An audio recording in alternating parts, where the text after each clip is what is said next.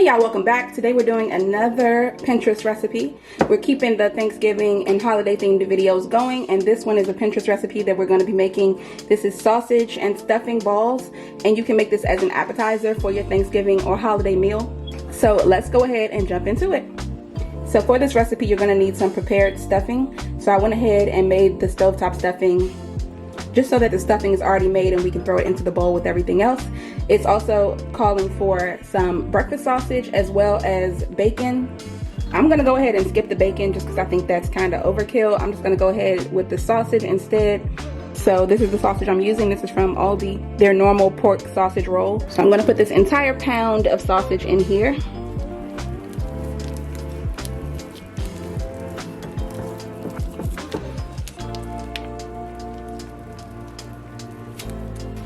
And as always, I got my bleach water over here because I don't want to cross-contaminate anything.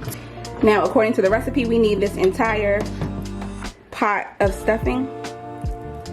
And now I'm realizing I need a bigger bowl.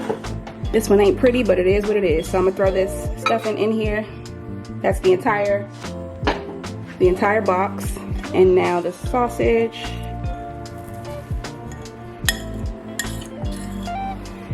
And then we need 3 cups of cheddar cheese. Rather than normal cheddar, I'm gonna put the Mexican style cheese. And 3 cups is this entire bag. So that is a lot. That's a lot. Okay. I don't know if I'm gonna add the full 3 cups. That's a lot.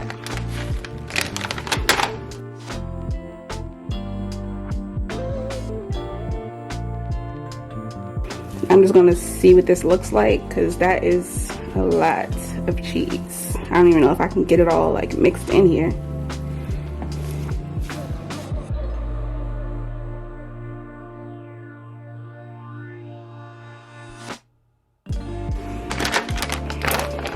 All right, I'm gonna go ahead and add in the rest of the cheese.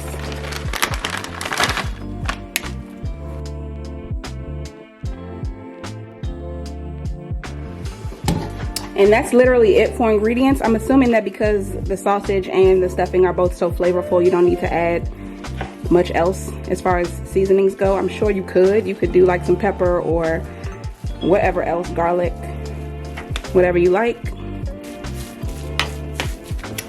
So that looks good. It's fully mixed. Now the next step is to line a baking sheet and to roll these into balls.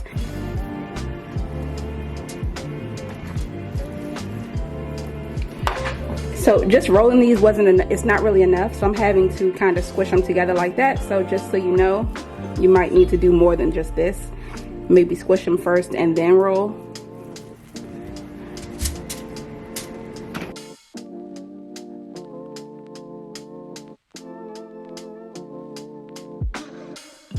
Here is the technique that I settled on for doing these, just so you can save yourself some time. This is what's been working best. So once I get it in my hand, I just go back and forth like this, kind of squeezing it lightly. And that creates pretty much a perfect ball. And you can see that these are pretty oily, so I'm not convinced that it needs any olive oil. I'm definitely not going to brush it on there like they did in the recipe, but what I will do is just take some cooking spray and spray them because my hands are super oily. I'm not really sure that they need extra oil at all, but I'm going to go ahead and follow the recipe and see how they turn out.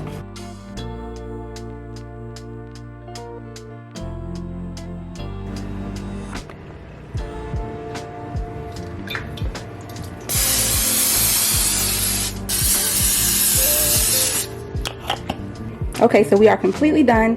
They're ready to go in the oven, and the recipe says that they should be cooked for 25 minutes or until they're thoroughly cooked. So I'm gonna go ahead and pop these in, and I'll let you know exactly how long it takes for them to cook. So I just pulled these out of the oven, and they took a total of 44 minutes. So I went ahead and stopped my stopwatch. I wanted to give you guys an accurate representation of how long they actually took to cook. So what I did was I cooked them on 350 for about 30 minutes, and they were super soft and they weren't really getting caramelized on top like I wanted. So I cranked the oven up to 400, and then I cooked them for the last 14 or 15 minutes on 400. As you can see, there's a lot of oil in there, so you probably would not need to spray them with oil if you're using the same brand of sausage that I did, or if you're using just a fattier sausage in general. and the texture of them is pretty firm at this point. They were really soft when I was cooking them on 350. Maybe if I would have left them in there on 350, they still would have come to this conclusion, but I'm not quite sure. So if you decide to make this, maybe do it the way I did. You can try it on 350 exclusively if you want, up to you. But I'm gonna let these cool for a minute, and then I'll come back and let you guys know how they taste. Okay, so it's been a couple minutes, and this is what the bottom looks like. They're a little bit brown. They're super oily. You can see all the oil that's coming out of them. This is just one, so I'm gonna go ahead and drain these on paper towels just to get all the excess oil. Here's what the inside looks like. So I just took a bite, and that has a lot of flavor. These are really good. I think that if you serve these with a dipping sauce, that would be really good. These are really, wow, I'm surprised. Oh my goodness. Okay, so maybe like a honey mustard dipping sauce or a spicy mustard dipping sauce, or maybe I saw some people saying that they use the cranberry dipping sauce. So that's up to you as far as what you want to do for sauces, but this is really, really good. Definitely give this a try. Super simple. You can throw this together, put it on your holiday table as an appetizer, and I'm sure everyone will love it. So that's it for this video. Thank you so much for watching, and I'll see you in the next one. Bye.